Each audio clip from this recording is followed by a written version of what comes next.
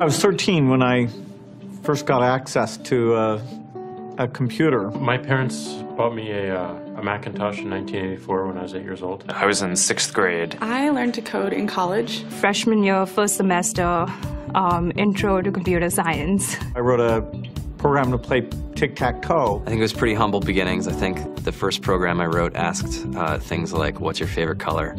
Or how old are you? I first learned how to make a green circle and a red square appear on the screen. The first time I actually had something come up and say, hello world, and I made a computer do that. It was just astonishing. Learning how to program didn't start off as wanting to learn all of computer science or trying to master this discipline or anything like that. It just started off because I wanted to do this one simple thing. I wanted to make something that was fun for myself and my sisters. And I wrote this little program and then basically just add a little bit to it. And then when I needed to learn something new, I looked it up, either in a book or on the internet, and then added a little bit to it. It's really not unlike kind of playing an instrument or something, or playing a sport.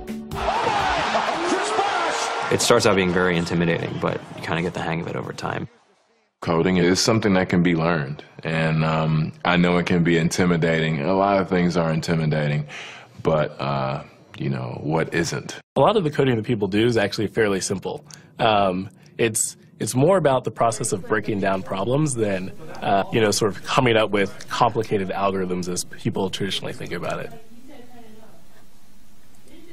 You don't have to be a genius to know how to code. You need to be determined. Addition, subtraction, that's about it. You should probably know your multiplication tables.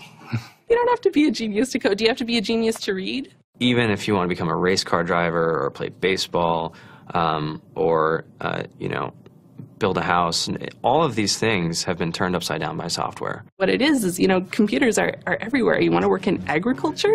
Do you want to work in entertainment? Do you want to work in manufacturing? It's just all over.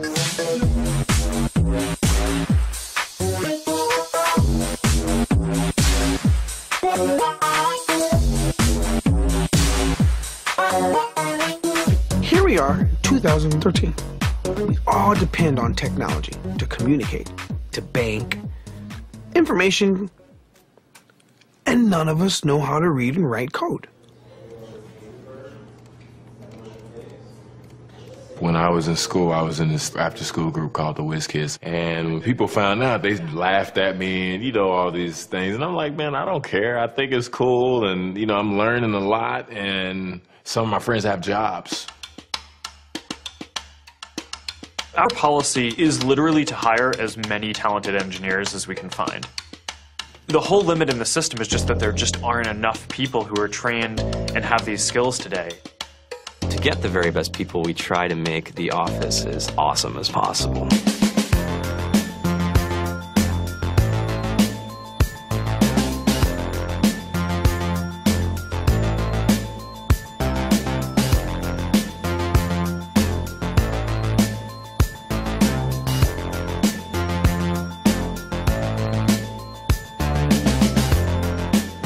We have a fantastic chef. Free food. Breakfast, lunch, and dinner. Free laundry. Snacks. Even places to play and video games and scooters. There's all these kind of interesting things around the office and places where people can play or relax or go to think or play music or be creative. Whether you're trying to make a lot of money or whether you just want to change the world, computer programming is an incredibly empowering skill to learn. I think if someone had told me that software is really about humanity, that it's really about helping people by using computer technology, it would have changed my outlook a lot earlier. To be able to actually come up with an idea and then see it in your hands and then be able to press a button and have it be in millions of people's hands. I think we're the first generation in the world that's really ever had that kind of experience. Just to think that you can start something in your college dorm room and you can have a set of people who haven't built a big company before come together and build something that 1 billion people use as part of their daily lives is just crazy to think about, right? It's humbling and it's amazing. The programmers of tomorrow are the wizards of the future. You're going to look like you have magic powers compared to everybody else. I think it's amazing. I think it's the closest thing we have to a superpower. Great coders are today's rock stars. That's it.